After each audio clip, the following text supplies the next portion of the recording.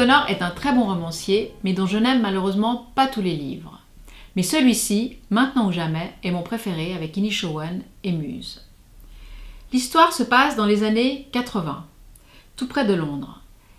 4 adolescents un peu paumés, Robbie, qui raconte l'histoire, Fran, 13, qui est la seule fille du groupe, et Sean, deviennent amis et montent un groupe de rock.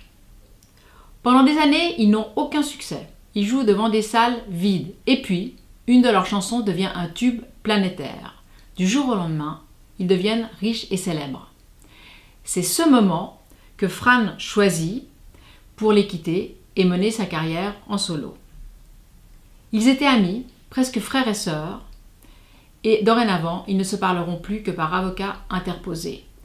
Ce qui n'aurait pu être qu'une brouille entre gamins a des répercussions beaucoup plus importantes sur leur vie à tous, et particulièrement sur celle de Robbie, qui va entamer une longue descente aux enfers, arrosée de beaucoup d'alcool. L'histoire se poursuit aujourd'hui. 13 et Sean essayent d'organiser un concert à Dublin. Le grand mystère est de savoir si Fran, devenue une rockstar internationale et richissime, va les rejoindre ou pas. Joseph O'Connor connaît bien ce milieu parce qu'il est le frère de la chanteuse Sinéad O'Connor, mais aussi parce qu'il est fou de musique.